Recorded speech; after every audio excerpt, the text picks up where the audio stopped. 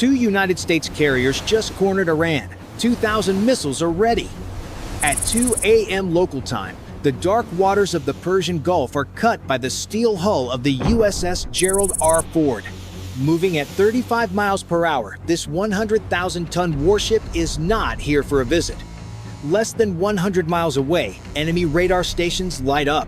This is the ultimate standoff. The United States faces a regime that spent 30 years building an arsenal of ballistic missiles. Instead of backing down, Iranian forces are fueling their launch tubes. Inside the command center, radar screens tighten. Red dots multiply across the monitors. Combat alarms echo across the lower decks. Sailors scramble down the narrow hallways. They have less than 3 minutes to gear up. This was not an accident. It was a political message, written in steel. The United States has stopped talking. They had no idea they were provoking the wrong force at the worst time. If you want to follow this confrontation moment by moment, hit subscribe right now. To understand the sheer panic gripping the region right now, you have to look closely at the map. The USS Abraham Lincoln is already sitting deep in the Persian Gulf, and the USS Gerald R. Ford just rushed across the ocean to join it. Having two full United States carrier strike groups in one place is incredibly rare. Why position them right here? Because the Persian Gulf connects directly to the Strait of Hormuz. It is a narrow strip of water, barely 20 miles wide at its tightest point, but 20% of the entire world's oil flows through it every single day. If shooting starts, that waterway gets blocked immediately. Global gas prices would skyrocket overnight, hitting everyday Americans right at the gas pump and triggering a massive economic shockwave. That makes this tiny stretch of water the most explosive flashpoint on Earth today. But for the 5,000 men and women sleeping on the Ford, this is not just some strategic game of chess. It is highly personal. These sailors were suddenly pulled out of the Caribbean, their deployments extended for months, and sent straight into the crosshairs of up to 2,000 Iranian ballistic missiles. Every time they step out onto the busy flight deck, they know they are standing on a giant floating bullseye. Iran has not slowed down at all. After previous secret strikes hit their nuclear sites, Iran just filled in the bomb craters and kept building. Now they are digging much deeper underground. The diplomatic talks have stalled completely. The United States sent two carriers to send one clear message. Time is up. Having two carriers means the United States military can fly 33% more combat missions than usual. They can drop bombs 24 hours a day without ever needing to pause for crew rest. It is a machine designed to break the enemy. The opening move does not start with a massive explosion. It starts in total silence. High above the dark clouds, a squad of F-35 stealth fighters drops off the flight deck of the USS Abraham Lincoln. These are the most advanced jets in the world, capable of flying much faster than the speed of sound. Their only job tonight is to destroy the first line of defense without making a single sound. Inside the cramped cockpit, the pilot's breathing is steady, echoing loudly through his oxygen mask. He is flying deep into Iranian airspace, right into a layered grid of highly advanced enemy air defenses. On his digital display, the threat rings overlap and cover the entire screen. A single mistake, a slight turn at the wrong angle, and his million-dollar jet will instantly light up on Iranian radar screens. He holds the stick steady in the dark. Down in the deep underground bunkers of Tehran, a young Iranian radar operator stares intently at his glowing monitor. The screen is clear green. He sees absolutely nothing out of the ordinary. There is no warning siren. There are no incoming signals flashing on the board. He thinks the sky is completely empty. But the F-35s are already directly overhead, holding their position in the freezing air. The United States pilot locks his targeting sights on the primary air defense grid down below. His heavy flight glove rests right on the glowing release button. He presses down hard. It is a tiny physical action that takes less than 1 second. But for the pilot, that single second feels like 20 long minutes. The belly doors of the jet snap open, release the heavy bombs, and slam shut instantly to hide from the enemy radar. Down below, the Iranian radar operator sees his green screen suddenly flash bright white, and then it goes completely blind. The entire power and defense grid goes totally dark. Sparks fly from the smoking control panels. The F-35s do not stick around to watch the fire burn. They bank hard, turn around, and vanish right back into the black night sky before the enemy even realizes their bunkers have just been blown wide open. The invisible planes have done their job perfectly. The enemy defense grid is completely down right now. The path is clear. Now, the main attack force is finally coming. With the enemy air defense radars shredded into pieces, the sky suddenly tears completely open above the Persian Gulf. The F-18 fighter jets launch from the flight deck of the USS Gerald R. Ford with incredible force, catapulting into the dark night.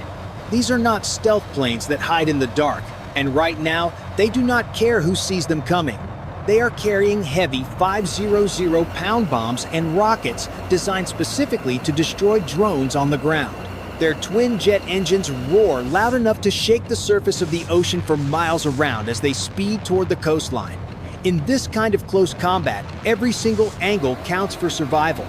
Even a tiny 5-degree turn in the wrong direction can mean the difference between hitting a concrete bunker perfectly or just hitting empty dirt in the desert. The F-18s sweep in over the land wave after relentless wave. They are hitting the previously repaired nuclear sites hard, pounding the reinforced concrete structures over and over again with high explosives. They do not give the Iranian ground crews a single second to breathe or regroup. As soon as one jet drops its payload and turns to leave the target area, another one is already diving in to drop its bombs right behind it. For just a moment, there is no sound but the waves of the ocean crashing against the steel hull of the ships. And then, the entire horizon suddenly lights up bright orange. Dozens of miles away from the carriers, the heavy United States Navy destroyers guarding the fleet join the fight. Their vertical launch tubes on the front deck pop open in rapid succession with loud bangs. Hundreds of Tomahawk cruise missiles blast into the dark night sky, one after another, leaving thick trails of white smoke behind them as they accelerate inland. These Tomahawk missiles do not fly high up in the air like regular planes. They immediately drop down very low, hugging the desert floor tightly, weaving through the Rocky Mountains and valleys at hundreds of miles per hour. Because they do not have human pilots inside them, military commanders can send them straight into the deadliest zones without risking a single American life. They fly under the radar, literally, staying hidden until the very last second before impact. The pressure back on the carrier deck is absolutely relentless. The United States crews are working on total overdrive right now. Young deckhands are sprinting through heavy jet fuel exhaust fumes, loading massive 1,000-pound bombs onto aircraft wings with cranes, their muscles burning from pure fatigue after hours of non-stop operations. The mechanical strain on the ship's steam catapults is immense as they launch jet after jet without a break. But the tempo of operations never drops for even a single second. This is the United States military strategy of attrition in action.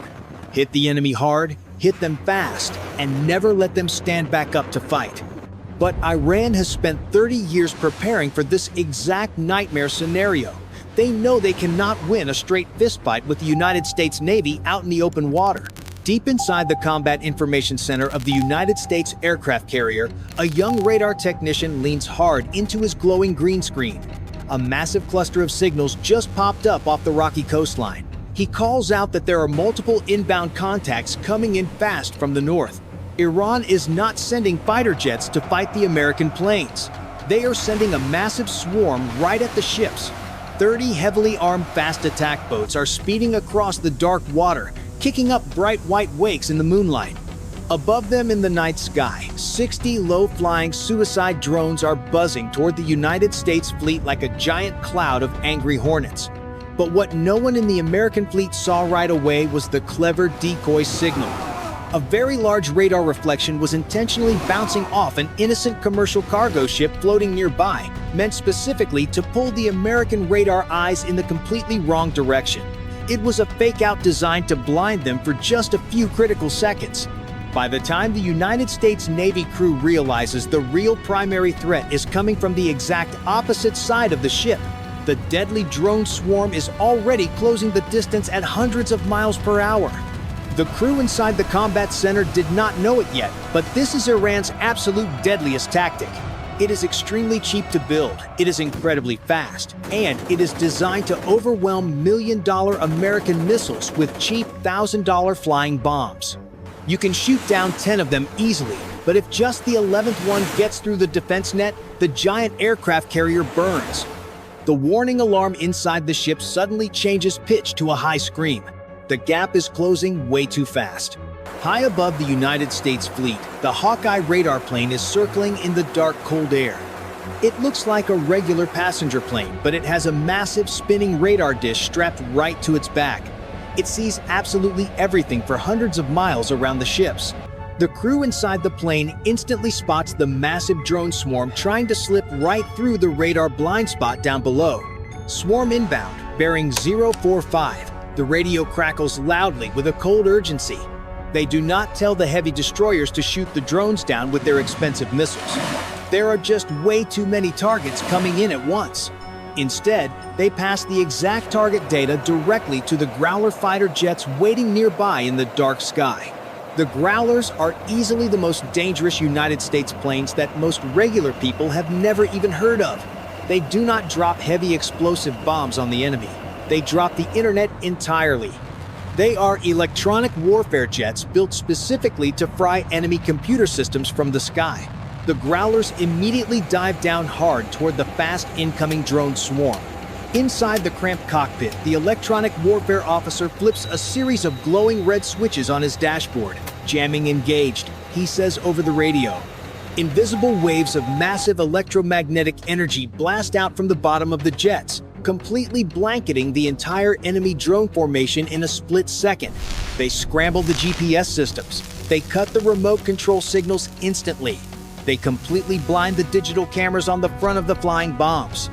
Down on the flat steel carrier deck, young sailors tightly brace for a massive impact, staring out at the terrifying black water and waiting for the explosions. Then, a sudden bright orange flash lights up the dark horizon. Dozens of the flying drones completely lose their remote signals and crash straight down into the freezing ocean water. Down on the surface, the fast attack boats suddenly see their digital navigation screens turn completely to static white noise. They instantly veer wildly off their course and violently crash right into each other at top speed. The bright fire reflects off the wet steel deck of the Ford. For exactly 3 seconds, everyone on the ship is dead silent. The deadly swarm simply drops from the sky like dead weight into the sea. The Growler jets just turned Iran's absolute greatest military strength into completely useless flying junk in the water. The giant aircraft carrier is safe for now, but the green radar screens inside the combat center are still flashing bright red. The attack is far from over tonight. The United States carrier group survived the night. The immediate threat is sitting at the bottom of the ocean, and the enemy air defenses are smoking craters. But the dangerous ripple effect is just beginning. It proves how cheap drones can force billion-dollar responses. True to their word, enemy proxy forces in Lebanon, Yemen, and Iraq start firing rockets at United States bases all over the Middle East. United States troops in Jordan and Syria are suddenly ducking into bunkers. The global markets panic immediately. Oil prices shoot up to record highs right away. Friendly nations who rely on oil from the Persian Gulf tap into emergency reserves. The economic shock hits everyday Americans fast, with gas prices jumping up at local stations. Military planners in Washington look at the new satellite photos. The underground nuclear facilities took heavy damage. The timeline for Iran to build a working weapon is pushed back maybe 5 years. But here is the chilling reality. You can destroy a concrete building with explosives, but you cannot destroy a firm decision. A post-strike Iran is very angry and humiliated. They have every political reason to rebuild their secret program faster and dig much deeper than before. Destroying the machines did not destroy their mindset. The United States carriers delivered their message, but military campaigns create their own momentum. Once the first bomb drops, it is almost impossible for any president to stop the chain reaction. The United States won the battle of the night. But this was just the opening test of strength. The next sudden strike may not give them a 3-minute warning.